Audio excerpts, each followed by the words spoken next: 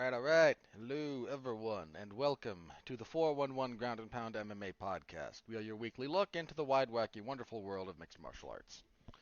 My name is Robert Winfree, and I am your host. We do the spiel, I guess. Thank you for listening. Sorry, that's not part of the spiel. That's genuine. I mean, it is part of the spiel, but I tend to think of the spiel as something you kind of have to do. I thank you guys for listening because it means a lot to me. The spiel is, the boilerplate, and my gratitude, well, it is expressed as consistently as the boilerplate, at least I hope it's expressed as consistently as the boilerplate, is not part of the boilerplate. It's independent and it comes from my heart, so thank you for listening. As for the spiel, please interact with the product any way you can, like, comment, subscribe, star rating, written review, whatever is applicable to your podcast platform of choice. That is very, very helpful. If you've done any and all of that, share the show. Tell people you listen. Point people that you think might enjoy it in our direction. Let me try and entertain and or annoy them. I will take annoyance. So if you're new to the show and a friend pointed you in this direction, I hope they think you'll enjoy it. They might be relying on me to annoy you, and if you find me annoying, blame them. I've been doing this the same way for many, many years at this point. All right, on the agenda this evening, we're in a trough, ladies and gentlemen, a trough between two crests. We are in the trough of a wave. UFC 284 was the crest, was a peak. It was a good event. Very good event. Well, very good might be a stretch. It was highlighted by a solid main event, a solid co-main event, and there were a couple of other fights along that card that would have been very good fight night fights. And they got put on the pay-per-view because Oceanic region, the timing, etc., etc. And then on the horizon, approaching another peak, UFC 285, which, again, coming in a couple of weeks, and is a decent card. In between, we had last night's event and this coming week's event. And they are not good on paper. And I can say categorically now that it's happened, UFC on ESPN plus 77 was not very good in practice, but we will be reviewing it and then previewing the other trough. And again, we've got a peak coming. The UFC's become a lot more, their product, I've mentioned this before, like the quality, it's always been a bit variable, but the variability the last couple of years seems to have increased.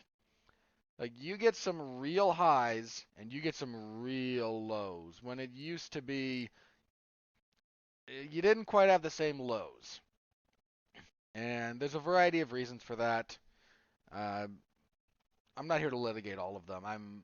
Because I understand it. The UFC gets a lot of money from ESPN every year, and part of what they have to do for that is produce a certain number of events for the ESPN family of networks. That's ESPN Plus, ESPN proper. I think they count the ABC stuff because it also has on ESPN. Pay-per-views that in the US at least are sold through the ESPN Plus service. So they have to hit a certain number, and it's a fairly big number. And it's 40 something. I don't know exactly, but it's 40 something. They have to run an event almost every week in order to hit their mandatory minimums, to their contractual obligations to get paid their giant chunk of money from ESPN, and that's a lot of money. But if you're having a UFC event every week, basically, well, some of them just aren't going to be very good. The talent pool isn't quite there. The talent pool on the schedule isn't there. This is just reality. And again, I understand it. I'm not saying how dare they. I'm not saying, I am observing the set of circumstances. So just lest I be accused of dumping on the UFC just to dump on them. I'm not. I know how we got here. I know why we're here. And I'm not saying there's no benefit. I'm saying sometimes you get the low end, right? And this is the low end, and I don't feel bad about saying that. So we'll be talking about both of those, and the only major news item I kind of feel like worth talking about, and maybe I can touch because I record these on Sunday evenings, the UFC rankings don't update before I record, so I can't always react to what they would be after the last event. Um, there was some pseudo kerfluffle around because Alexander Volkanovski, despite losing to Islam Makhachev at UFC 284, retained the number one pound for pound spot, and there was some yishin about it. Um, it largely comes down to what your criteria is for a pound for pound discussion. I'm not convinced that pound for pound is a worthwhile discussion to have. I'm not against it necessarily. I've just never been presented a clear case for the benefit to its existence, I suppose would be the way to phrase that. However, I'm perfectly willing to accept that under a certain criteria for rating pound for pound, Volkanovski, despite the loss, could still be rated as the number one pound for pound fighter in the world. That I don't think that's impossible, but like there's no transparency here. In fact, you know what? Because I'm going to talk about Islam Makhachev and a little bit of the stuff around him, that's the only major news item. Let me save this until then, because I turns out as I got going there a little bit, I do have something to say about it. So we'll talk. We will talk a little bit about that at that point. So yeah, that's it. Should be a relatively short show. Let's not belabor the point too much. All right, UFC on ESPN plus 77. Your main event. Heck of a performance here from Erin Blanchfield. She defeats Jessica Andrade via rear naked choke, 137 of the second. Um, that's only Andrade's second ever loss at flyweight. The only other woman to beat her at flyweight was Valentina Shevchenko. Uh, that's not her first submission loss. Um, yeah, this was just a this was a really good performance out of Blanchfield. Um, Andrade struggled a bit with the range. Look, credit to Jessica Andrade. I mentioned this. Like, she took this fight on 10 days' notice, I think, something like that. Like, short notice. She was. I don't think she was really, like, all the way there. I'm not saying that in a rematch the fight wouldn't go very similarly. It very well might. I'm saying, like, to try and explain the specifics of what we saw here, Andrade, like, she didn't look all the way there. She didn't look like she was peaked. She didn't look like some of this is Blanchfield being very good. Some of this was Andrade like not being as sharp as she's looked in the past. She landed some pretty good punches actually throughout the first in spots in the first round. Blanchfield did a little bit of the Rose Namajunas thing where you a little bit of darting in and out, landing punches at longer range and then kind of fading back to avoid the counters. Part of the problem with that style as it relates to Andrade is it can it'll work, but you have to be on the ball consistently because she's always going to be coming back at you. And if your feet aren't there the whole time, then you get clocked. This happened both times that Rose fought Jessica Andrade. It was more evident in their second fight than in their first, but the general thing is still there. And towards the end of the latter half of that round, Blanchfield's feet weren't quite there. And Andrade started hitting her with counters. And that's a dangerous thing. Now I still think Blanchfield took the first. I think she did. She landed the better shots in general, and I think she was the more active. But like wasn't that wasn't the cleanest work I've ever seen her that's not the cleanest I've ever seen someone fight Andrade. Second round, Blanchfield gets a little bit back to work, but again, Andrade has a bit of a feel for this now. So Blanchfield, being smart and a very good grappler, gets a body lock, gets an inside trip, gets on top, passes effortlessly. I mean, just like butter. Then Andrade gives it the back, tries to get to the fence to look for a wall walk, and Blanchfield's back takes are just. This one here was just lights out. Like a snake, man. Just boom. Gets on the back, gets the choke, forces the tap. Um, yeah. Really, really good. It's hard to overstate the value of this win for Blanchfield. Now, a couple of things, because I'm me, I'm critical. A couple of things to note here. Now, Blanchfield is young, so there's time to kind of iron these things out. But if I'm going to talk about takeaways from this for Blanchfield, like what do you want to work on? Her striking looked better than I thought it would. I mean, we hadn't seen her engage in really prolonged striking exchanges yet. So, getting to see that, few things. Her read on distance is okay. I need to see her fight someone who's a little bit better in that respect than Andrade. Andrade is the height and reach disparity kind of exacerbates this problem, but if you've never fought or sparred someone who's a lot kind of shorter than you are, you won't appreciate this. But fighting someone with when you've got that kind of height and reach, it tends to make you it can make you look better than you are. Uh, this sounds like I'm bagging on Blanchfield, but hear me out here. Because the mechanics involved are more favorable. Now, there are plenty of shorter fighters who will ruin your day, right? This is not me saying that you can't be beaten by a shorter guy. It is me saying if you're fighting someone who's shorter than you and you've got some decent mechanics, that can make them look better. Uh, and it did here. So a couple of things again, the things to take away if you're Blanchfield to kind of work on. Her footwork was good. I think the problem she started running into was she got a little bit getting a little bit settled to throw or when she landed and then wasn't mobile enough to get out of the way of the counters as the fight kind of wore on. So something to watch. You got to stay disciplined. There's a stiffness to her upper body when she strikes. I don't mean like waist up. I mean specifically like shoulders and head. There's kind of a stiffness there for her. Now, this is a comfortability thing.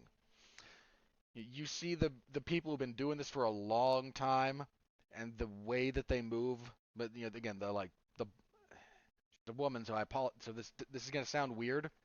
But when I say the bust, I mean like like an artistic bust, right?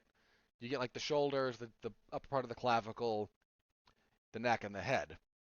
So that when I say like that part of the body, the people who've been doing striking for a really long time, especially with coaches who know how to do this kind of thing, they get very smooth with that. Blanchfield's very stiff in that area still. It's just a rep thing. Like you just get again, you get more reps, you get more time, that'll come. But it's there at the moment, and this was the first time I kind of really got to watch it. So there's that. Something to watch. Anyone of about her size in the same position would have been landing on Blanchfield a lot more. Now, maybe some of her choices were predicated on the physicality of Jessica Andrade.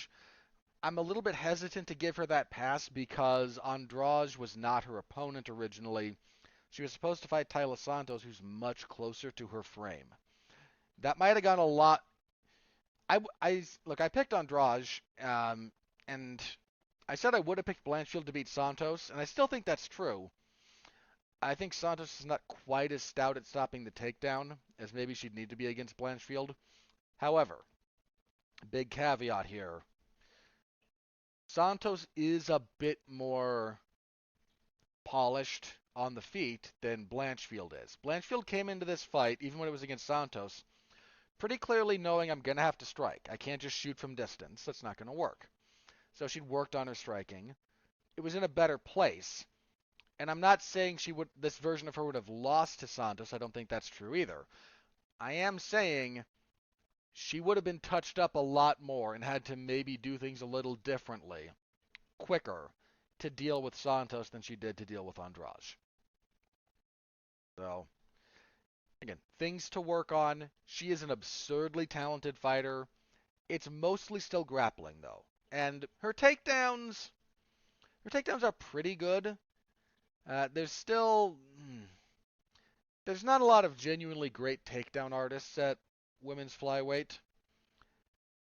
Um, was a weird stat that came out that I heard about the first fight between, the fight between Andrade and Valentina Shevchenko. Um, this was very similar to the takedown that Shevchenko hit on Andrade, by the way. But notably, like Shevchenko not only got every takedown she attempted on Andrade, she hit 7 of them. And their fight also ended in the second, but in that fight, Shevchenko went 7 for 7 on takedowns. Andrade, because she's compact, it's hard to shoot a double on her. And the kind of default clinch takedowns that a lot of female fighters go for don't work on Andrade all that well. Again, it's a size thing. It's a build thing. But she does seem to struggle a little bit with people who can get a body lock and then attack the legs. Blanchfield, she didn't get every takedown she attempted. She got one, I think, early in the first, but couldn't hold it. Then the one in the second obviously led to the finish. Or the one didn't she get one in the first? I can't remember. I think if she got one in the first, it was very, very brief and led to nothing. But she was trying she tried a different tactic in the first, and it didn't quite work. Uh, Again, the one she got in the second, like that was nice. It was real nice. But that might be a thing Andrade has to work on a little bit, is being mindful of her legs while fighting in the clinch at the same time. Blanchfield says she wants a title shot after this. You could give it to her. You really could. Like, beating Jessica Andrade is a hard thing to do, especially at flyweight or strawweight. That's real hard. She did it. She did it pretty darn cleanly too. Like that first round, it it was wasn't it wasn't a blowout. Like it was a competitive enough round, but this was Blanchfield's fight, and she might still have to fight one more time. There's a couple of things at play here. So we've got Manon Fior, who's on an identical winning streak to Blanchfield. I don't think Fior has fought the same level of opposition. Has Blanchfield really fought better? Well, Andrade is a better singular win than anyone Manon Fior has fought. Fior, what was her last fight? Yeah, she beat Caitlin Chukagian. Also not easy, just for the record. Yeah, they're both undefeated in the UFC. They're both, I think, 5 fight winning streaks. Um, you got Tyler Santos out there. Now Santos has a fight. Santos's next fight is against. Why am I blanking? Because she was supposed to fight Andrade. No, sorry, Santos was supposed to fight Blanchfield. Who am I thinking of? Sorry, I'm blanking on at least one woman in this equation, and I don't know who it is. So we don't quite know what's up with Santos. They might try to rebook They might rebook Santos and Blanchfield, give Fior the next title shot, or they might do Santos and Fior and give Blanchfield a title shot. Alexa Grasso is fighting Shevchenko next, and she could throw a giant monkey wrench into all of this. I don't favor her to do that, but she could. She's very good. Uh, yeah, Blanchfield, I feel pretty confident she will wear gold at some point. I don't know I don't know if it's going to be in her first attempt. Like if she does get the next shot at Shevchenko, and again, have to see how Shevchenko looks against Grasso, because Valentina did not look especially great against Santos. Whether that was, an injury or just one of the off nights that happen when you do this all the time, like I don't know exactly.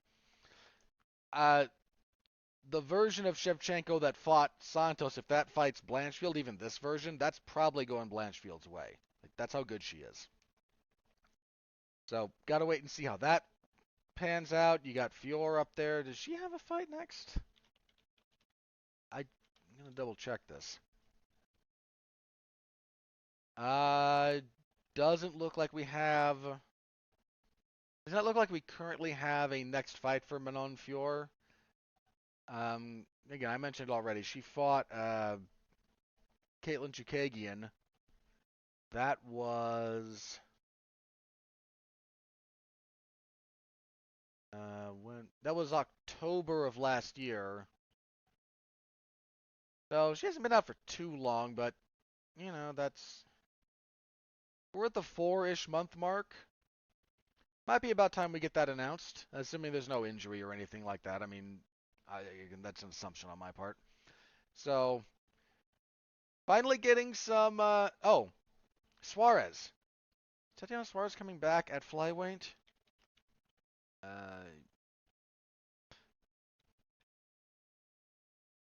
Believe she is. Because her. Yeah, she's fighting Montana De La Rosa actually at this upcoming card. Should double check that first. Anyway. Suarez, if she's healthy, I mean, she's been dealing with that kind of horrible neck injury for a long time. If she's fully back, like, I expect her to beat, a minor spoiler for my preview of that fight, which will be coming up, but I expect her to beat Montana De La Rosa. Suarez's name might be in that discussion sooner rather than later. So women's flyweight finally kind of starting to gain a little bit of momentum here. Uh, Setback for Andrade if she wants to stick around at flyweight. She's been making noise about going to strawweight. Um, she might have done. She kind of did this as a solid to the UFC. In fact, she might have really needed the money if some of her interviews are accurate. So new deal, and if you need the money, you need the money. But if she's serious about going back to strawweight and taking a run at Zhang Weili for a rematch, I don't hate that fight for the record. I don't hate a second fight between those two. Um, so if she's not sticking at flyweight, not too detrimental to Andrade, but uh, it's never good to lose. So that was your main event. There was someone on Twitter, I believe it was RJ Clifford, who looked at a couple of weeks ago when the UFC threw up the graphic for the main card for this one. It might have been at 284 actually, so just last week. I believe he tweeted, "You won't. It's hard to think of a better main card primed for first round finishes than this one. My friend, you could not have been more wrong. Not a single first round finish, and in fact, every other fight on the main card we're about to talk about was a decision."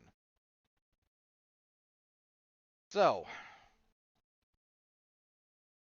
let me say this about the next 3 fights. I'm going to go through these relatively quickly. Your co-main event, Zach Paunga, sorry, he's I forget which islander he is. He's got a Pacific Islander heritage, and putting the like AUG does put an N in there when you say it. So I forget again. I apologize. I forget which exactly island tribe, because I don't think it's Samoan. That might be Tongan. Might be a Tongan thing. But anyway, Paunga. There's kind of an N there. He defeats Jordan Wright via unanimous decision. 230-27 to 129-28. Jamal Poogs defeated Josh Parisian via unanimous decision. 230-27 to 129-28. And Marcin Prachnio defeated William Knight unanimous decision. 330-27s. This might be the worst 3-fight stretch in UFC main card history. Like, and okay, maybe if we wanted to go like into some weird times in the early UFC with a couple of tournament fights, or again, like if you want to get real obscure, you can challenge that point. To my recollection, like I'm not saying that's the worst 3-fight stretch in UFC history, because that encompasses a lot of fights, and I'm not entirely sure that would be true.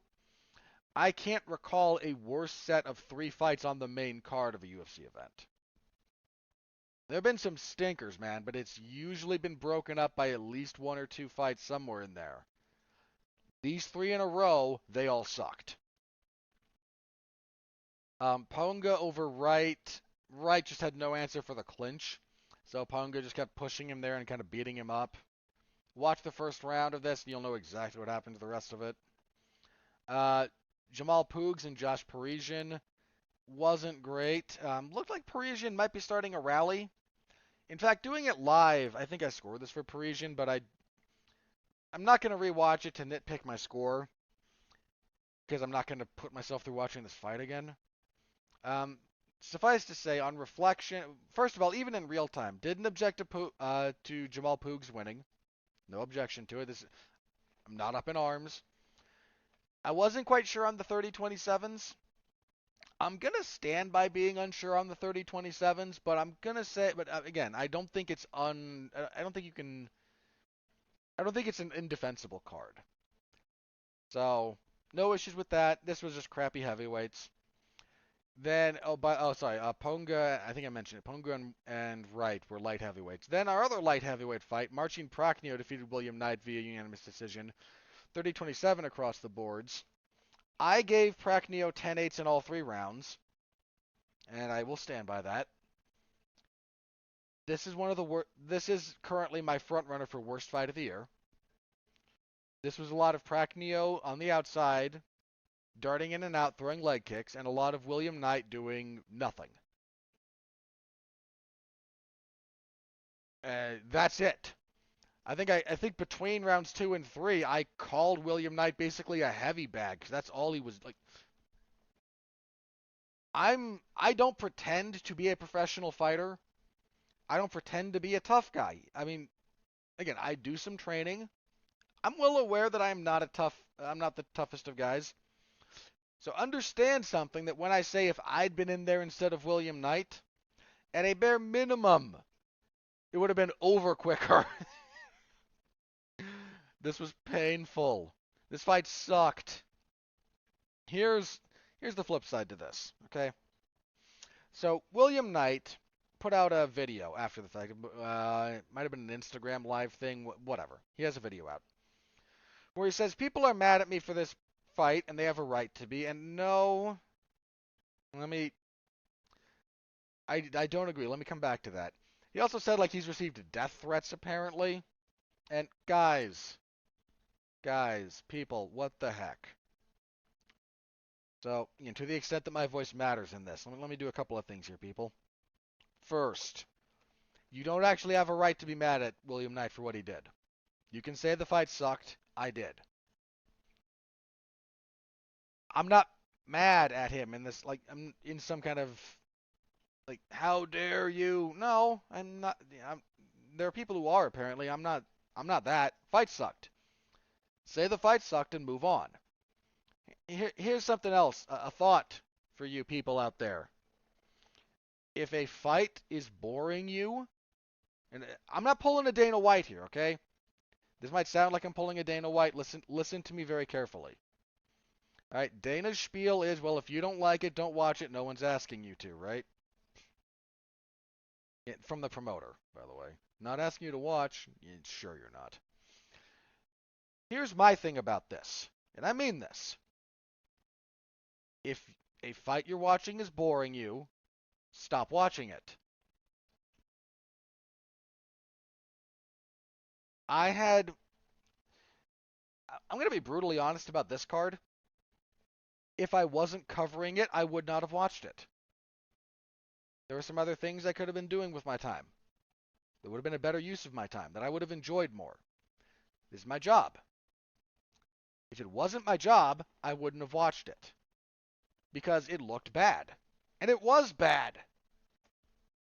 If you are not like me, if you're not getting paid for this, again, if it's not your job, and you're not enjoying it, come back in 20 minutes. Right? You figure about a 30-minute block of time for each non-5 round fight. Because that's 3 5-minute rounds, plus introductions, plus a minute in between and post-fight, right? All told, figure 30 minutes. If you get into the first round and the fight is terrible, you can stop watching. And I'm not, if you're one of these like petulant, angry people and you're getting up in arms over this, like maybe I am condescending to you just a little bit. If you're not quite that far gone and you're just angry about this fight sucking, this is me giving you. I've been here for a while, guys. I've been here for a lot of years. Not as long as others, longer than most. You have my permission to stop watching a fight that is boring and that you don't want to watch. You get out of the first round of this fight and you went, boy, that was awful. I don't want to watch this anymore. Watch something else for the duration of what that fight would be. Come back, see the next fight.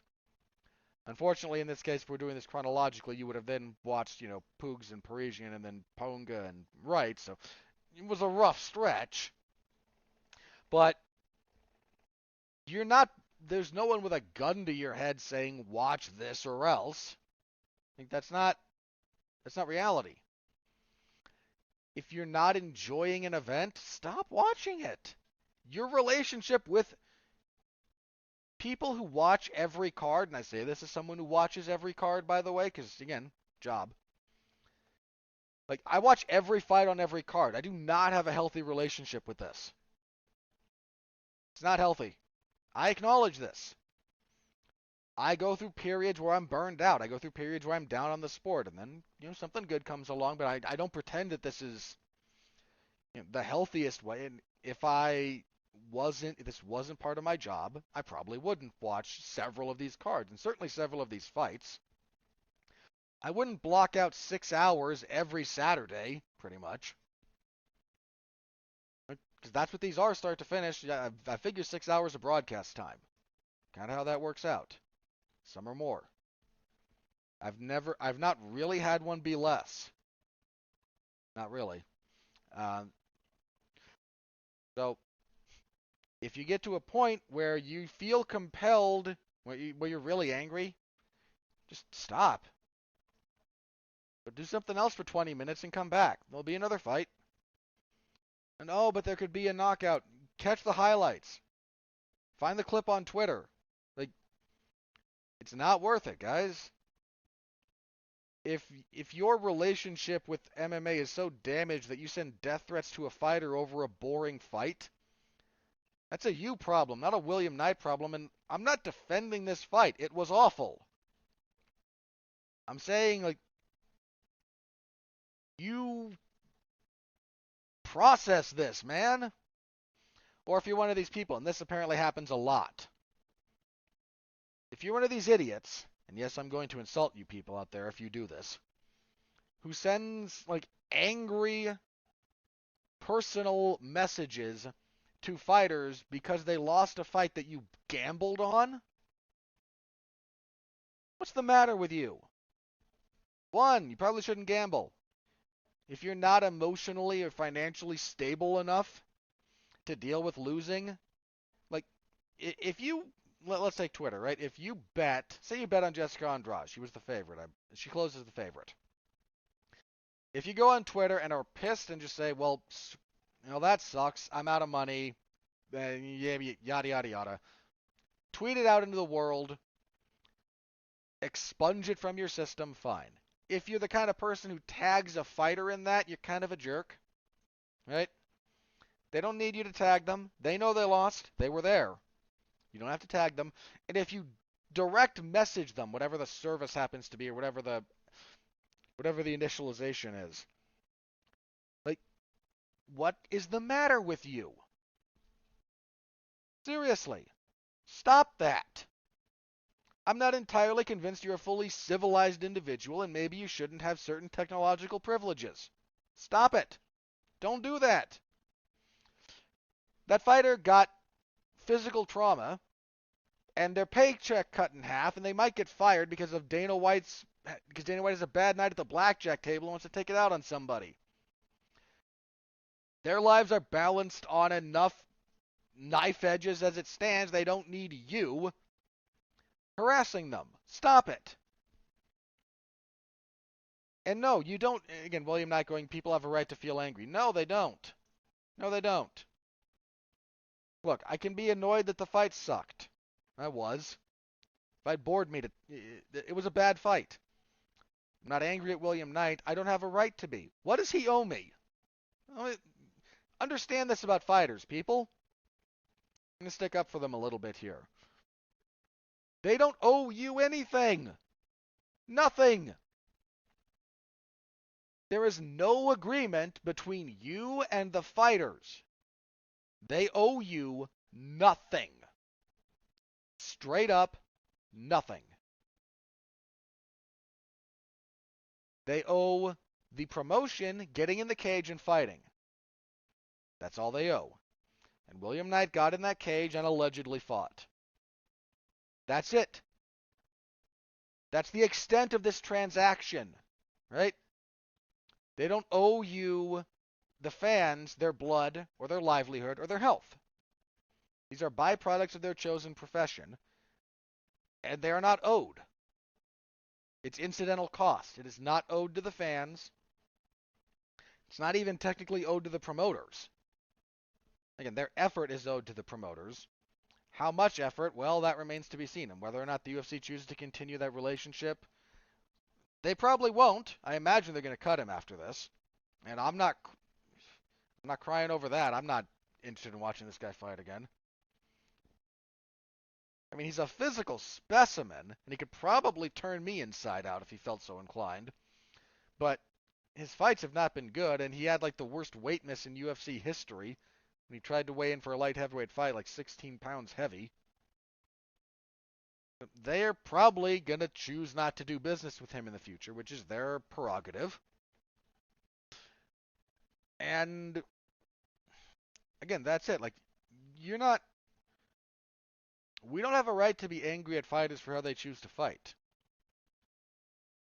I don't care if you're watching. I don't care if you paid for a ticket. You paid to watch them fight. How they fight is their business, not yours. And there can be consequences to this. I'm not saying there aren't consequences. If that means you choose not to watch fights with certain fighters, okay, cool. That's your prerogative, guys. I support you being selective in this respect. Knock yourselves out. But harassing fighters over this kind of stuff is it's just pathetic. Stop it.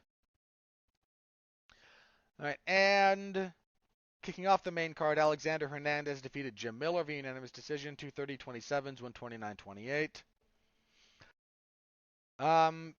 The 30-27s I don't think sit quite right with me. I can see the argument for Hernandez in the first, but I thought Miller should have taken that round. I think I gave Hernandez 2 and 3, though. So I'm not objecting to him winning. The 30-27, again, that doesn't seem quite right. Solid performance out of Hernandez. I might have given Miller the third on the strength of a back take and a choke attempt late in the third. I forget, and I'm not going to bother to look it up because it doesn't. My unofficial scoring doesn't really matter. I don't object to Hernandez winning at all. Hernandez had a pretty good jab working here. He fought a lot of orthodox to Miller's southpaw, and Hernandez normally does a lot of southpaw work, so it was an interesting choice. I think he was worried about the calf kick, and Miller's inside calf kick is still a weapon, but it's not nearly the weapon that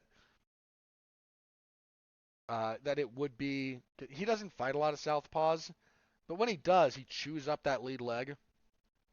So I think he was kind of worried about that, so he chose to fight open stance. Still got his jab to work. He got hit a few times, but he stayed composed. The big thing here for me was, Hernandez usually has a good first round and then kind of falls apart. He didn't fall apart here completely, so good on him. Some improvement there. He said after the fact he wants to go back to 145. He took this fight on short notice, replacing Gabriel Benitez.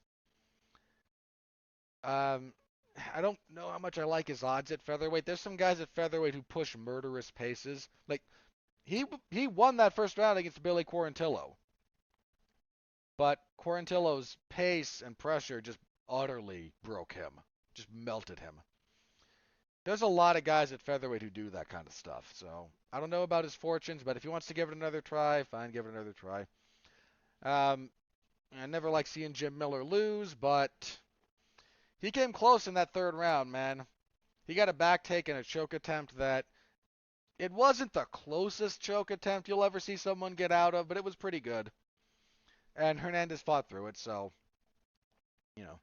I mean, I love Jim Miller. At this point, he wants to be on UFC 300, which would be, oh, is that next year? I think the general schedule for it is next year. Because we're gonna get, how far are we gonna get this year? We got 288 in May.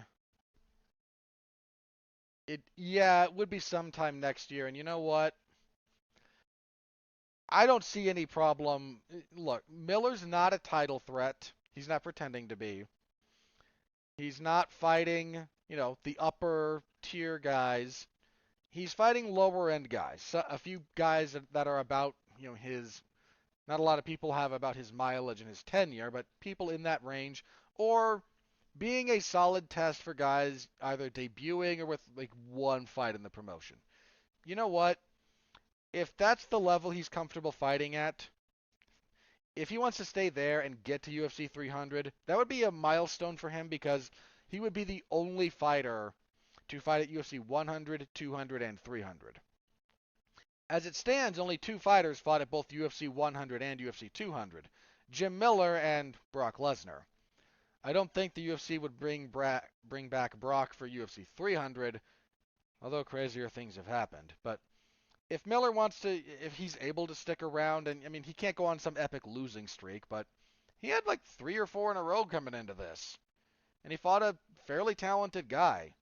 So, you know, if he's able to hang around, put him on UFC 300. This sport gives us precious few kind of emotional feel-good moments.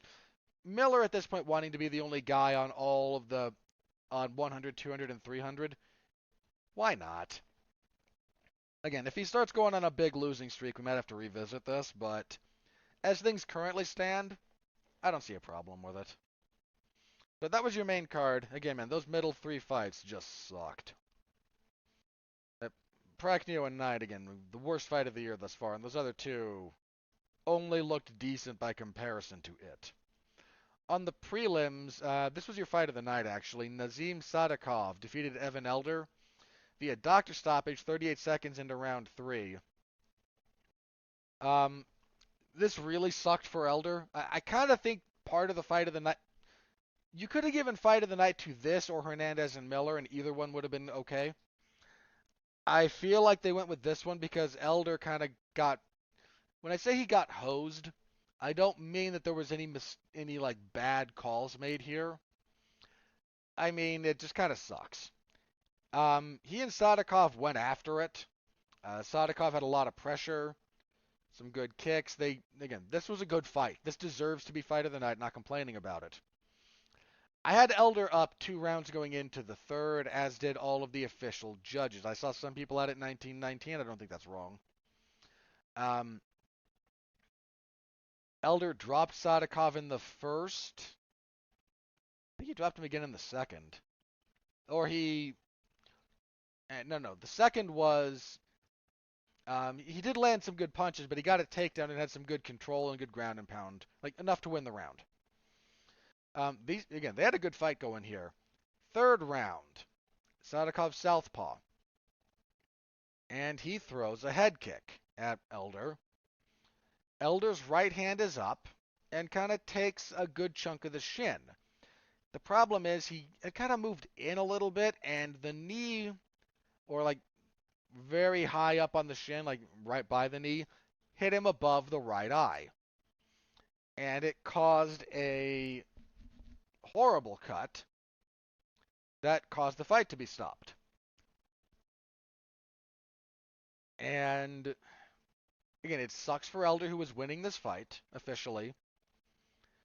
And you never like to see a fight stopped by a cut. It always feels it very rarely feels great. That said, I got one look at the doctor. Like the ref sees the cut. As soon as they get kind of into a clinch scenario after it happens, he pauses the action like, Doc, come look at this. The doctor comes in, cleans the gauze to cut so I can get a good look at it, looks at this thing and goes, no, we're done. That's one of the fastest fight stoppages I've ever seen from a cut. Like the doc looks at it, goes, nope, and no hemming and hawing, no nothing. Just nope, we're done. I've seen a few others that were similar. If you haven't seen the actual stoppage in the fight between Randy Couture and Vitor Belfort, Belfort had the seam of his glove cut Randy right around the eyelid. The doctor and Randy tells the story, and you can see it if you watch the fight. Doc comes in, the ref calls for Doc, come take a look at this. Doctor looks at it and goes, nope, that's almost your eyelid off. We're done. Which is a very fair, that's one of those lines, man. Frequently you get a little bit more hemming and hawing, or, I look at it, clean off a little more blood, double check a few things, and there was none of that here. Now, apparently Dana White was in attendance and said he didn't like the stoppage. He went back to see Elder being sewn up and got a look at the cut closer up, and he posted pictures of this and says, wasn't sure on the stoppage, guess I'm going to shut up. You're not, because you never do, but yeah, so if you want to see this, I think I retweeted them, so if you follow me on Twitter, you might see them. The cut is, again, it's across the eyebrow, so diagonally kind of across it, and it goes towards the underside. In fact, if you see the cut, a couple of things. One, you can actually see there's an artery that runs right around there. You can see the artery. It didn't get perforated. Is that the same one you can see on RoboCop? It might be the same one you see on Gregory Rodriguez when he had that cyborg visor split on the bridge of his nose. If not, it's very similar. You can see the edge of that artery. And an exposed artery will get a fight stopped, as it should. The other thing about this cut is you can see the upper edge of the orbital bone, so you can kind of see the skull. And there's a big part of the deep cut that goes under it and kind of back towards behind your eye. No, this fight should have been stopped. That's a horrible cut in a terrible location.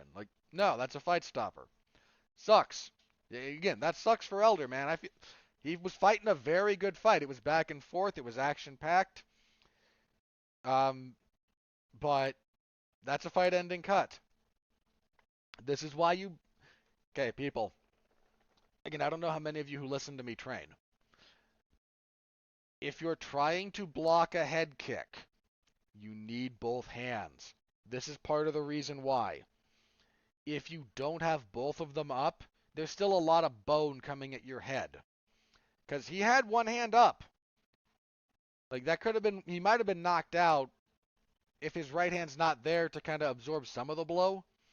But his left hand is nowhere near the equation. If that's up there as well, then none of that stuff gets close to his face.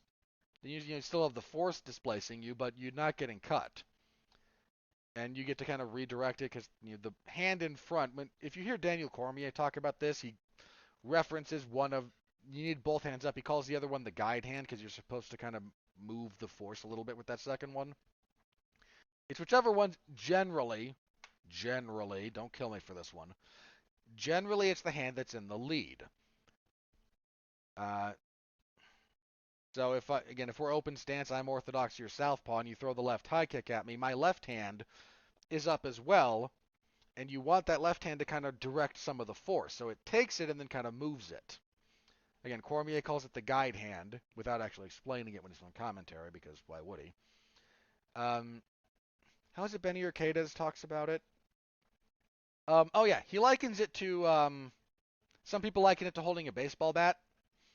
The way Urquidez talks about it is you actually want your knuckles kind of touching. So, if I'm orthodox, the right hand palm is facing me, left hand palm is out, but the left hand's a little bit further out so your knuckles are more together. And that's how you kind of want to take it. And yeah, he didn't. And stopped the fight. Really unfortunate for him. Got the post-fight bonus though, which is more than he'd make in like 4 fights anyway, because I believe he came from the Contender Series. So yeah, Sadikov. It sucks to win a fight you're losing like this, but he didn't look bad up until this point. Again, he was losing, but he was game. So yeah, you fight of the night, no issues with it. Gnarly cut if you're kind of a gore hound, go look it up. Yeah, good fight. Women's bantamweight. Mayra Buena Silva defeated Lena Landsberg via knee bar, 446 of the second. Love a good knee bar. Buena Silva was kind of better everywhere anyway. She was winning at distance when they tied up. They were trading knees and elbows. Buena Silva gets a takedown, gets the back, looks to choke, looks to go for an armbar. She's losing position. Landsberg comes out on top, looks to stand, kind of re-enters, and as she re-enters, Buena Silva uses, I think it was reverse De La Hiva. The De La Hiva guard. I get them confused sometimes, so forgive me. Uses that, inverts for the leg, gets deep on it, is able to stretch it out. Nice knee bar. Buena Silva said she would like a title shot next. No, sorry, she did not want the title fight. I think she called out either Juliana Pena or Raquel Pennington. And she wants to get to the title. Hey, my memory's clicking a little bit. She kind of called out a lot of the women for not being finishers. And she's got a decent finishing rate.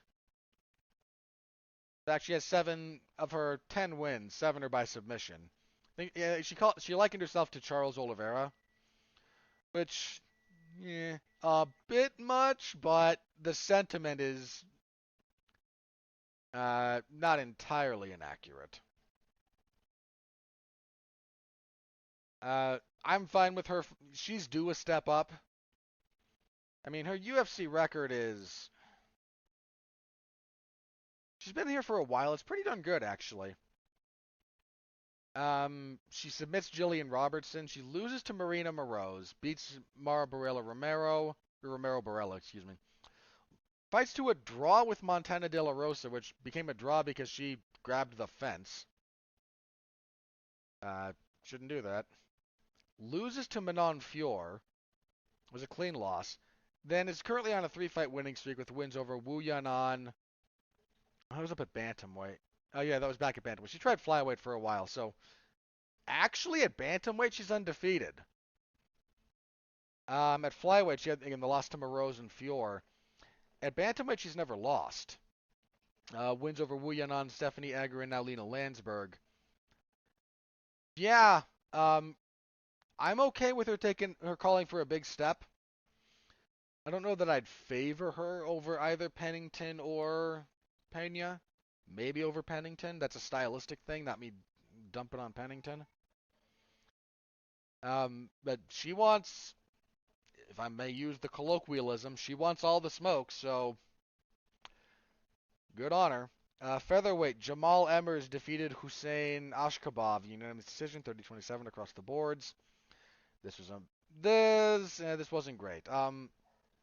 Ashkabov came into this undefeated at 23-0. Now, I think by everyone's admission, there was no one was pretending he was fighting world beaters here, which is fair. Like, his record was a lot of people with, again, a lot of lower level stuff out of like the regional scene in the Middle East, because he fights out of the UAE. So places like Morocco, in the UAE, places like that. Jamal Emmers is not exactly top tier UFC material. In fact, his UFC record is now 2-2. And he'd been out of action since August of 21.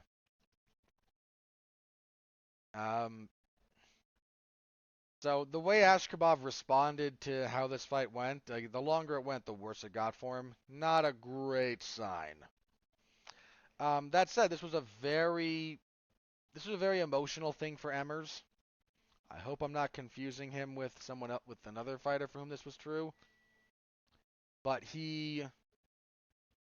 uh, he had a very humble post-fight speech. No, it was Poogs. It was Poogs who did this in front of his parents. His mother had just completed her cancer treatments, which was great. Emmers talked a little bit about just some, life kind of kicking his butt over the last little bit. Put over every one of his coaches individually by name, which was a real nice thing to see. So good on him. Light heavyweight Felipe Lins defeated Ovince St. Preux via, they listed as knockout. I'm not sure I agree. Punches, 49 seconds of the first. Ovince St. Preux is 40.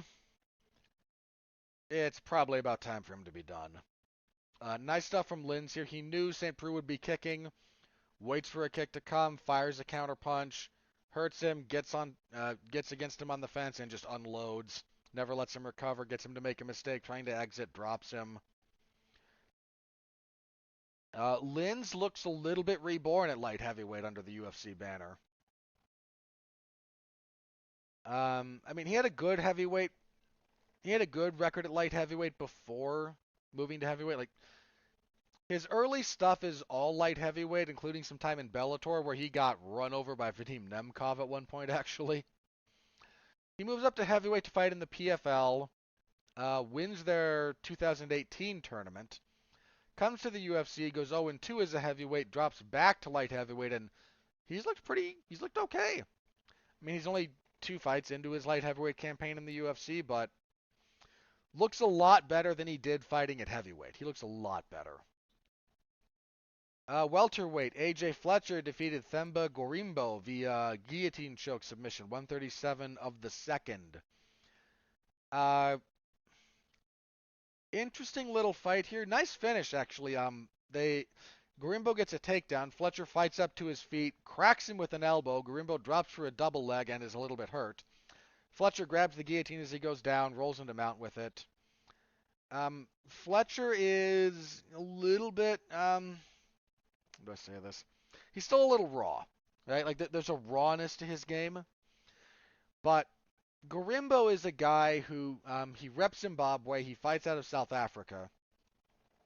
Had a pretty good record coming into this, a lot of submission wins. My hunch, and to stress this is a hunch, I have not watched this gentleman's career extensively. My hunch is he fought a lot of more regional, he fought a lot of lower level guys, and his grappling was better than theirs, but it's not quite UFC welterweight level grappling, and he doesn't, like, so again, that's just kind of my hunch here. Like, there's some stuff he did in this fight that if he was fighting someone like the next step down in general competition, he would have won I hate to say without too much difficulty, because that's a bit of a missell, but like, there's some techniques he used and some positions he found himself in that a lot of lower level guys don't know how to deal with, and it's pretty clear he's able to work from there. Fletcher knew how to deal with them. So, not a bad fight for as long as it lasted. And kicking everything off, Clayton Carpenter defeated Juan Camilo Ronderos via rear naked choke, 3:13 of the first. Ronderos was the one who kind of forced the grappling. Carpenter was just better there. Fun little flyweight fight. You get some nice scrambles out of this one. Carpenter at one point had the back. He obviously did when he got the finish. Oh, sorry, he was on his back. Had an armbar attack. Pretty nice one. Ronderos is able to, I think it's the hitchhiker escape, where you kind of walk around the outside. I might be misnaming that, but then again, a bunch of different schools have different names for these things, so again, please don't kill me. Probably some of you that know exactly what I'm talking about, and some of you who are going, no, that's not the hitchhiker, that's the whatever. So, please forgive me. The escape in this, the relevant escape is, the guy starts going for your arm, and you walk your hips and body around their head. So if you've got my right arm, I would kind of try to rotate so I'm stepping left foot over your head and then right foot to follow it to turn and release the pressure. So he hits that escape. Carpenter sticks with it, uses it a little bit to sweep, comes up half looking like he's going for an omoplata, and instead jumps to the back, gets the choke. It was a nice little wrestling sequence. Fun little flyweight fight. So anyway, that was the card. Your bonuses. Again, I mentioned already, fight of the night, Sadikov and Elder, no issues. Performances went to Evan Blanchfield and Myra Buena Silva. I am not going to complain about any of that. You could have gone to Lynn's, and I don't think that would have been wrong either, but I don't think anybody got screwed here. I have no issue. Like I said, I'm a sucker for a knee bar, so seeing Buena Silva get one, nice. And Blanchfield's performance over Andrade, that definitely deserved recognition. So good on that. All right, that was the event. If you're curious, you can find my live coverage, or my live coverage round by round scoring in my full report in the MMA Zone of 411mania.com.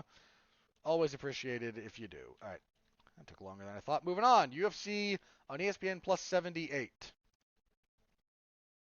What do we got? Okay, you know what? I was maybe a little bit overly harsh on this card. I mean, I'm still not turning backflips or anything, but not what I would put as the main event either. But your main event, light heavyweights, Nikita Krylov and Ryan Spann. Spann is coming off of a good performance when he knocked out Dominic Reyes, who he missed weight for it. Spann did, which is never good. But Spann's got a very good UFC record, actually. He's only lost to Johnny Walker and Anthony Smith. Walker's a wild man, and Smith's still kind of a durable veteran. I actually am not sure that I would pick Smith in a rematch. Spann in his last couple of fights in particular, again, the Cutelaba and the Reyes one, he finished both of them in the first round. And said something interesting when talking about, if I can get my cat to stop making noise. He said something interesting in the aftermath of that win over Ray. He mentioned that he hadn't done a tremendous amount of training the way you should be training for a fight up in his career up until this point, that he never had a real camp. If that's true, and it very well might be, and if he's in a place now where he can commit to a solid 8-week camp for every fight, and what he did to Reyes is kind of indicative of what that looks like from him, performance-wise. Now, there's a lot of ifs there. I'm aware of that. But there's a lot of potential in Spann, if that's the case. If what we'd seen before was kind of his ceiling, well, maybe not quite so much. But if what we saw before was, for whatever reason, job, life, because most fighters can't actually, most fighters don't actually live on what they make fighting. You just don't make enough money. So most of them keep some kind of other job or some kind of other deal to help them pay bills. And if you got bills to pay, you got bills to pay, man. That's the long and the short of that.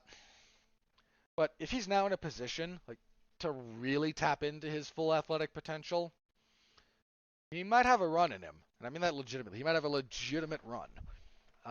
Nikita Krylov is going to test that. Krylov's a guy who years ago looked like somebody who might have something for the division. He had it was a little bit back and forth early, but went on a pretty good run before losing to Misha Shirkinov. He then requested his release from the UFC, went through mostly Fight Nights Global, comes back. I kind of thought he beat Glover Teixeira actually in 2019. Got a weird loss to Paul Craig. Rebounded by knocking out Alexander Gustafsson, which doesn't mean much in 2022, but he did it. Beats Volkan Oezdemir. This is a little bit do or die for Krylov, and Because if Krylov loses here, I think we've definitively seen his ceiling. With Span, this is the opportunity to prove the direction you're going. I don't think this is do or die for him if he loses. But if he's if everything he said before is true and he's really ready to make a serious run, this is your opportunity to make a big statement. I said that a little bit about Reyes, but more so here, not just because Krylov has more wins recently than Dominic Reyes, but because you're now like proving your concept. And for how they match up, they're both large men. Krylov probably going to try and wrestle this a little bit. Span's probably got more power. This is the first 5-round fight for Span, I believe. I'm going to double check this. He's gone the distance. He's gone 5 rounds before, back in 2015. He's had so he had a couple of regional title fights, only one of which went 5. The first 5-round fight in a long time. Krylov's last 5-round fight. Let's have a look. The last scheduled one would have been 18 when he beat Fabio Maldonado. He's not been in a main event in the UFC until now. Right? And he got it. Part of the reason he got into the UFC was on the back of like all of his fights ending in the first round, win, lose, or draw. Well, only win or lose to that point, but they were all first round affairs. So the cardio for both men will be an interesting kind of point, assuming it's necessary. It's an interesting question mark.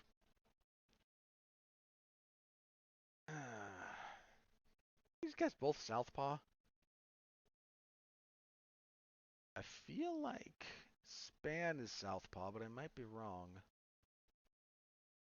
No, Reyes is southpaw. But Krylov might be.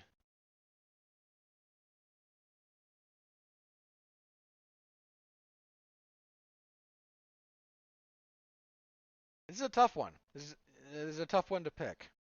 I think I'm going to lean towards Span. I don't know that I've ever seen the consistency out of Krylov that would lead me to feel comfortable picking him here. That said, it's hardly like this is unwinnable for him. So, middleweight as your co-main event currently. Andre Muniz and Brendan Allen. Good fight here, actually. Allen's got a solid UFC record, only losing to Sean Strickland and Chris Curtis. He's on a 3-fight winning streak.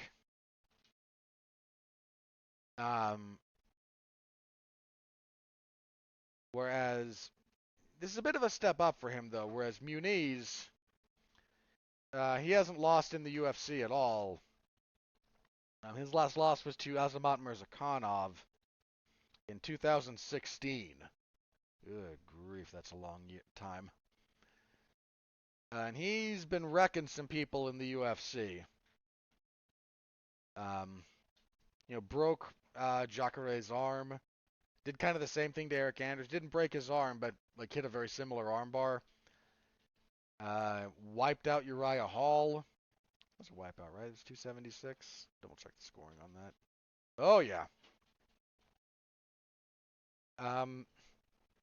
I don't dislike Allen. He's got a fair amount of upside, but I think he's a bit in over his head here against Muniz. Might be wrong, but I feel safe picking Muniz. Muniz is very good. And might be one of those guys who helps revitalize middleweight, which is not in the best spot. Heavyweight, speaking of not the best spot. Heavyweights, Augusto Sakai and Don'Tale Mayes. I assume this is a loser leaves town match. Mayes has had some weirdness in the UFC. Went 0-2 to start.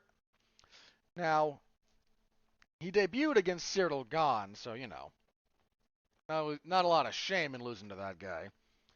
Lost to Rodrigo Nascimento, but he rebounded okay with wins over Roque Martinez and Josh Parisian. Had a split decision loss to Hamdi Abdelwahab that I thought he won. And then that got changed to a no contest anyway after Abdelwahab failed a drug test. This might be... So he might still have some wiggle room.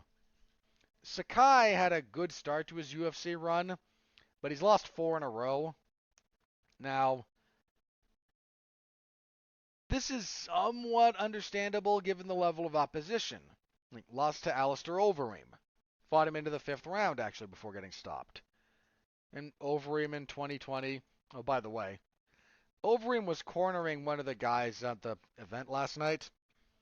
Dude is deflated. I mean, he's still not exactly a small guy, but, those of us that remember the Ubereem, he ain't that anymore. Anyway, lost to Overeem. Lost to Jairzinho Rozenstruik, who has kind of bottomed out a little bit, but this was a Rozenstruik kind of rise. Lost to Tai Tuivasa, who, has had a lot of success. And then lost to Sergey Spivak, who might be the next big thing in the division. Or certainly one of them. So, you can understand a little bit how you might go 0-4 against that lineup of talent. You do still have to win at some point, so he's probably in win or go home territory, would be my guess. I'm gonna, I can't pick Augusto Sakai at this point. Like, I might be wrong. He might be plenty good enough to beat Dontel Mays. I'm gonna pick Mays. I'm not really picking Sakai at this point. All right, I alluded to this earlier in the podcast, but the return of Tatiana Suarez. She'll be taking on Montana De La Rosa. Now, Suarez, a very gifted wrestler. I mean, she almost went to the Olympics. Before that neck injury. So, and cancer too. Like, the neck injury revealed her cancer issue, so. But she's a very good wrestler, very good heavy top player. The problem is, again, for her, it's been activity due to injury issues. She's undefeated, 8-0, but if you look at her frequency of fights, like, she fought in July of 2016, her UFC debut. Doesn't fight until November of 17. Doesn't fight, then fights May of 18, September of 18. Doesn't fight again until June of 19. So there's some stretches here. And she hasn't fought since June 8th of 2019. So a lengthy layoff. That said, if she is healthy, she is plenty good enough to beat Montana De La Rosa. Montana has been very up and down in the UFC. I have no problem picking Tatiana Suarez here if she's healthy. I'm going to assume she's healthy. If she's real rusty, De La Rosa might test her in a few places, but my hunch is Suarez wins this. There's not a lot of women in the UFC in general who wrestled at the level that Suarez did. So, let's see, moving on. Mike Malott and Johan Lainus. I think that's a Malott pick. Assuming I am remembering him correctly, which I would like to double check. I am not. I know I've seen him before, but I'm not remembering him correctly. Malott is 8-1-1. He won his UFC debut. Yeah, he beat Mickey Gall. Vaguely recall that. Lanus. Lanus, I remember. 1-1 in the UFC.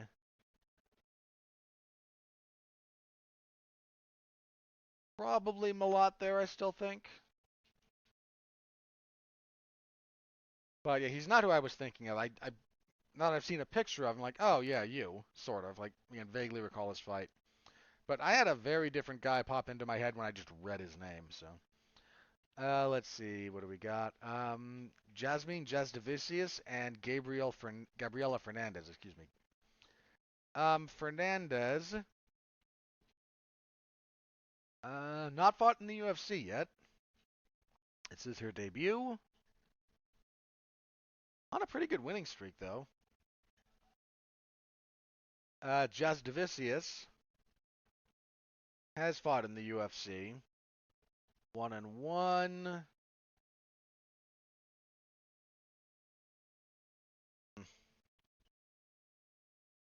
I don't know. Like, this is 7-2 versus 8-1. You can kind of flip a coin here a little bit.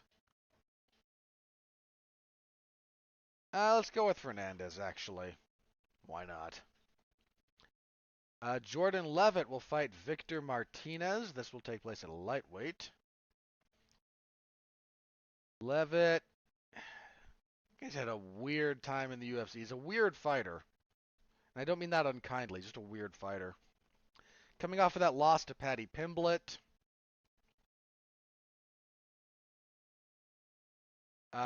Victor Martinez, by contrast, he is 13-4, coming into his debut. Had a Contender Series win. He's got a pretty decent winning streak. What is that, 7? Yeah, that's 7.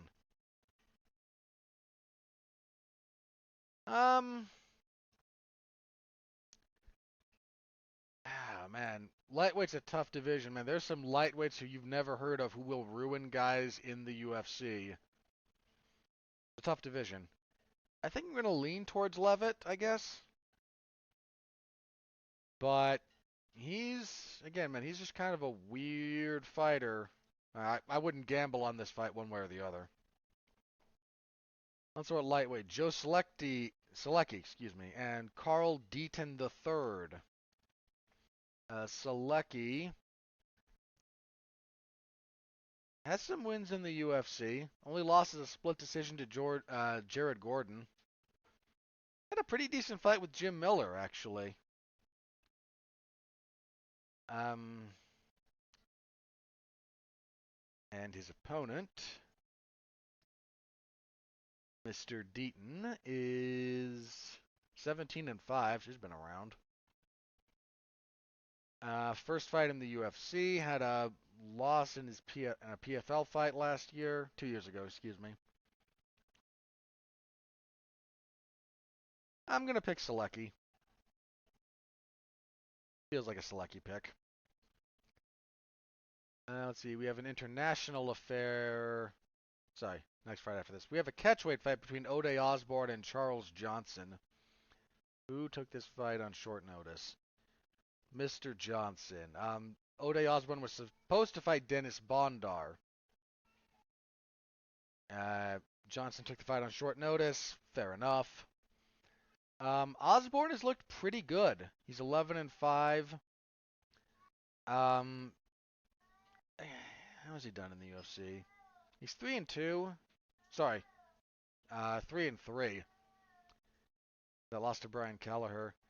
He was looking okay against Nam before he got knocked out. Johnson's been with the UFC for a bit. His win over Jimmy Flick was pretty darn impressive, actually. He did about a month ago. Beat Zhalgas Zhumagulov. I thought he lost that fight. I thought Zhumagulov beat him. I think I'm gonna go with Johnson here, but that's not the worst fight in the world. At lightweight, Rafael Alves and Nurullo Aliyev. We have Brazil versus Turkey. Mr. Aliyev. Tajikistan. There's a thing in the middle of that. His nickname is the Tajik Eagle, so yeah. Might be a first, actually. He might be the first Tajikistani in the UFC. To double check that, but I'm fairly sure. Anyway, he is 8-0 coming into his UFC debut. Alves is a tough draw. Alves is a real tough draw. His record is 20-11, which isn't the best, but that dude is a tough out. I mean, his UFC record is only 1-2, but he fought Damiris Magulov, Mark Jacasey, and Drew Dober. Like, that's a rough three-fight introduction to the UFC. Ismagulov, it's unfortunate he's looked like he was going to retire because that guy was looking good. And, Dober's on a bit of a career run. Jacasey, not the easiest out in the world. So this might be a bit much this early for Aliyev. I'm gonna pick Alves actually. I mean, that said though, man, Aliyev is Aliyev? Aliev? Yeah. So Aliyev. Um, he might pull this one out, but Alves is a handful. Next up, uh, women's bantamweight, we have Haley Cowan and Aylin Perez. Perez fights out of Argentina. She is 7-2, I believe, lost her UFC debut. I remembered correctly. She had a fight with Zara Fain canceled. Cowan, I believe, also making her UFC debut.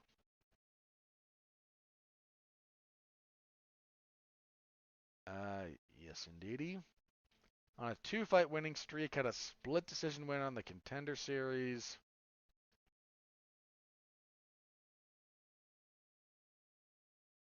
Again, you can kind of toss a coin there. Identical records.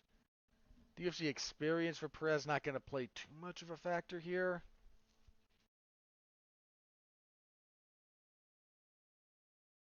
Cowan, why not? Yeah, don't gamble based on my picks for some of these guys, please, whatever you do. Bantamweight, Garrett Armfield and Jose Johnson. Armfield, did we lose a fight? Sorry, I have a listed here fight between Eric Gonzalez and Trevor Peak. Not sure it's listed over here, so who knows? Johnson and Armfield, what do we got here? Armfield, he's fought in the UFC before, right? He looks familiar. No? Yes. Lost to David Onama in his UFC debut. It was July of last year. Johnson, I do not believe has fought in the UFC. He has not. He is, however, coming in on a three-fight winning streak.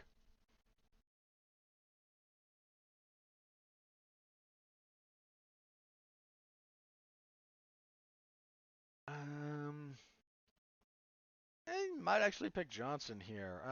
Armfield, his first fight at bantamweight. I feel like the Onama fight was at 145. Yeah, it was. He took that fight on short notice, I seem to recall. With him cutting down to bantamweight for maybe the first time, I'm gonna favor Johnson actually. So that's kind of my reasoning there, if you want to give any credence to it. All right, that will be coming your way. I don't know that this Gonzalez and Peak fight is going to happen. If it does, for the sake of argument, let's pick Gonzalez. But I don't know.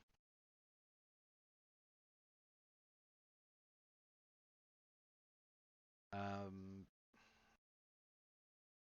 yeah, it looks like there was a lot of reshuffling there that led to that fight being made. So I'll go with Gonzalez, but eh. All right, so Saturday, I will be covering that in the MMA Zone of 411mania.com. Per usual, as always, stop by, say hello. It is deeply appreciated. All right, let's talk Islam Makhachev drama, shall we? So I mentioned a little bit. Um, Volkanovski retained the number one pound for pound ranking despite losing in their head-to-head fight, and this caused another look at the UFC ranking system and the fact that it's done by a panel of like 8 people. It was more, but a few of them got bored doing it apparently and just stopped. It's done by a panel of people, several of whom work for publications that are defunct. I've said this before.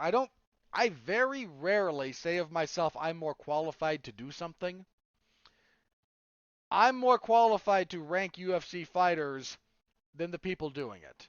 I have no doubt in my mind. I watch more MMA than they do. I think about it more than they do. And I'm probably more qualified to do that than they are. But again, this caused a stir as a bunch of fighters were reminded that a small handful of people, several of whom, again, are attached to publications or outlets that no longer exist, are determining things that affect their careers. Yeah, that sucks.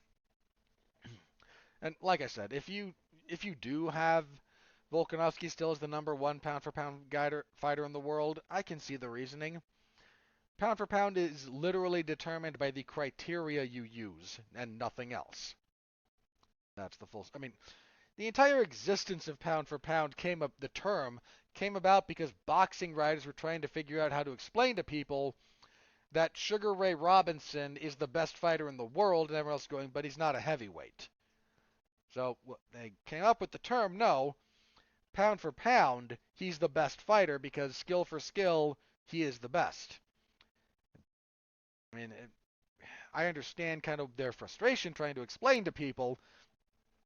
I've had to explain this to people in the current day and age that the best fighters in the world are not heavyweights. Sometimes they are, but if you want to look at skill, no. Sugar Ray Robinson was a marvel. He is. If you tell me that Sugar Ray Robinson, mind you, not any of the other Sugar Rays that have followed, if you tell me that Ray Robinson is the greatest boxer of all time, I am not going to argue with you. I mean, I might for fun, but like, I'm not. That's a valid pick. I mean, even Muhammad Ali, as braggadocious as he was, said, no, I call myself the greatest heavyweight of all time when I say I'm the greatest. The greatest boxer of all time is Ray Robinson. So, again, for whatever it's, so pound for pound, weird distinction and to have to try and make.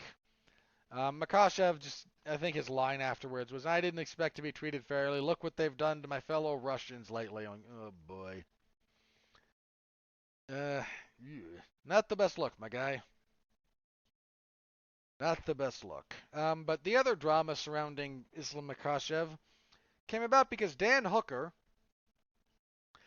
tweeted that Makhachev used an IV to rehydrate after the weigh-ins for UFC 284. Here's kind of how this played out. He tweeted that, and a bunch of people started making noise. Now, Dan Hooker provided no evidence to support his claim, mind you. Just said, hey, this happened. And people ran with it, because of course they did. Makhachev, I think the only thing he said, assuming it was him and not Ali Abdelaziz on his Twitter account, you should have to be called to answer for those kind of accusations, and that's a sentiment I actually agree with here. If you have evidence of your claim, Mr. Hooker, bring it forward. But what sort of complicated issues was Ali Abdelaziz. That I don't have anything nice to say about him, so I'm not going to say anything. Tweeted and then deleted. No, it's fine. You can rehydrate up to like 3 liters as long as a doctor's doing it. And I've got news. I'm going to expose everybody. Blah, blah, blah, blah. Yakety schmackety. Usual bullshit. Sorry. Try not to swear a lot. But stuff that comes out of, like, I actually think Dana might have a more honest track record than Ali Abdelaziz at this point. If we're talking just like honesty in the public space. Anyway, he deleted this tweet fairly quickly, but not before it got out there. And, well, turns out no, he was not correct. You can't rehydrate that much because we must further complicate things here, mustn't we? So Jeff Nowitzki, that phallic-shaped individual, comes out and says, we changed the rules in 2019 to allow rehydration. I think it was 200 milliliters. Might have been like up to 200 milliliters, 2 or 3, somewhere in that range. Provided it's administered by a doctor or qualified nurse. And, you know, we changed the rules.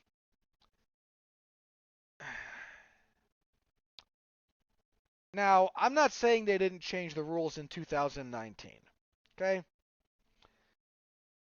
I know 3 major media personalities in the MMA space who double-checked this, by the way. I know Luke Thomas did. I think Ariel Helwani mentioned this. I'm not sure about Helwani. Third. The name escapes me.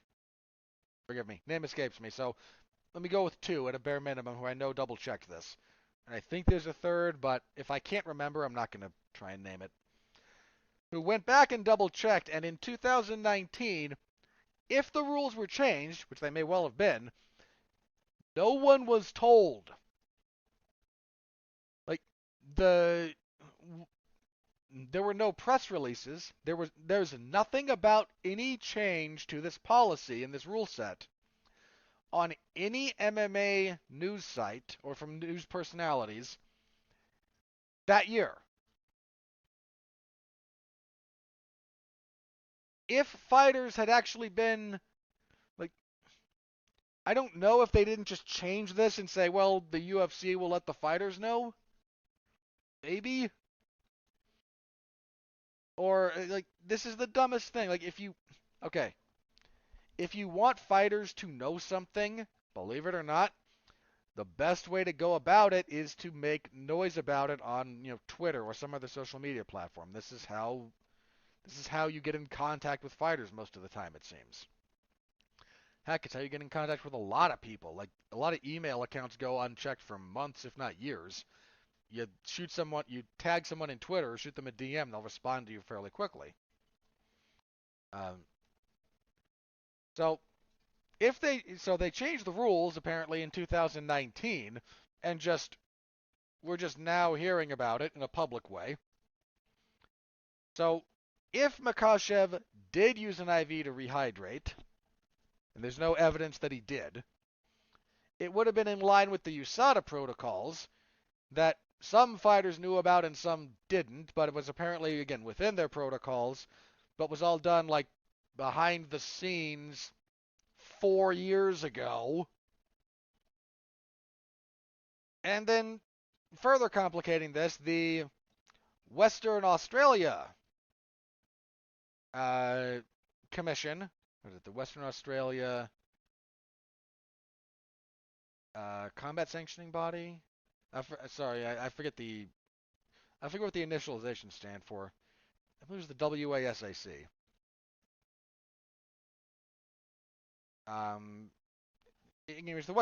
It's the Western Australia governing body for combat sports. Comes out and says, we don't care what USADA says, we don't allow you to rehydrate with IVs. Because jurisdictionally, nobody knows what the heck is going on. All of this, somehow managing to ignore the fact that there's still zero evidence of Makhachev actually engaging in any wrongdoing.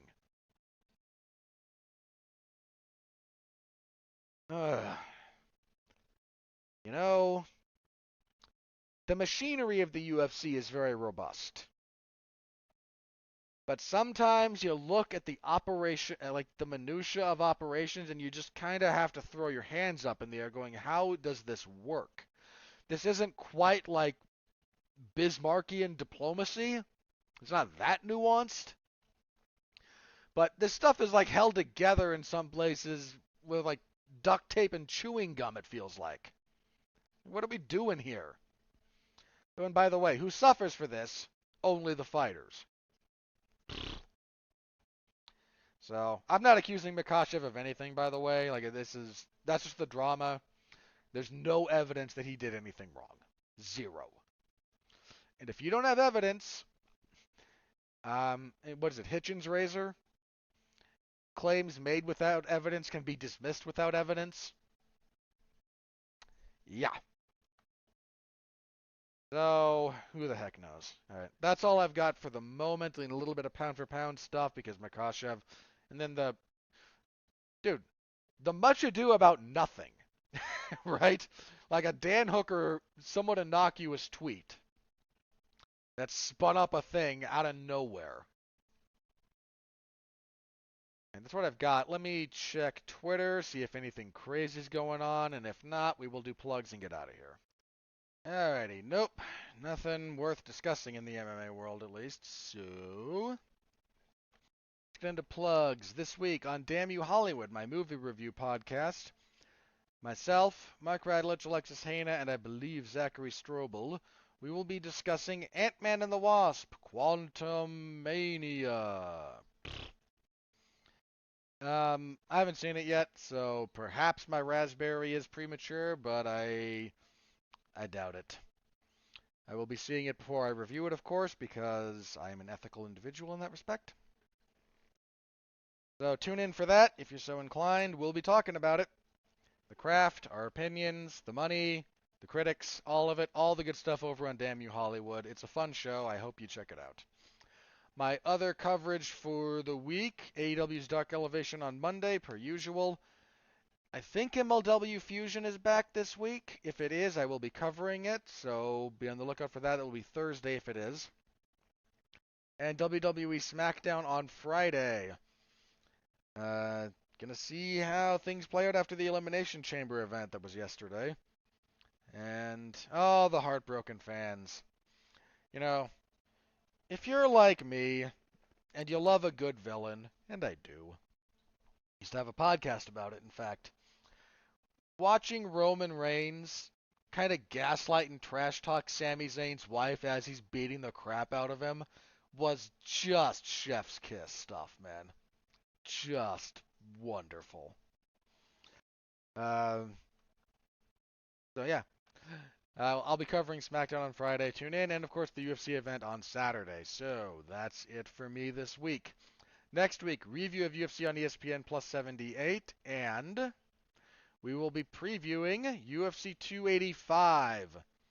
John Jones versus Cyril Gane for the heavyweight title. The women's flyweight title on the line. Valentina Shevchenko and Alexa Grasso. Shavkat Rakhmonov and Jeff Neal got rebooked for here. The UFC debut of Bo Nickel. Boy, that is a good... You know what? 284 had some up and down stuff on it. 285, like not the early prelims, but the regular prelims and the main card. You could take pretty much any of these, and if we take out the title fights, okay, you won't do Bo Nickel's UFC debut as a main event. That's a bit much. But that one's happening. Mateos Gamrot and Jalen Turner could main event a fight night, especially an Apex one. Derek Brunson and Dracus du Plessis could. You could maybe stretch and do one for Viviane Araújo and Amanda Ribas. Again, like Rakhmonov and Neal could easily main event a fight night. You might even could, Garbrandt and Jones might be a bit of a stretch. I mean, Garbrandt still got name value, but boy, does he need a win. Anywho, full preview next week. Hope you'll be back for that. Until then, Thank you as always for listening. Deeply appreciate all of you. Stay safe out there and continue to be well, be safe, and behave.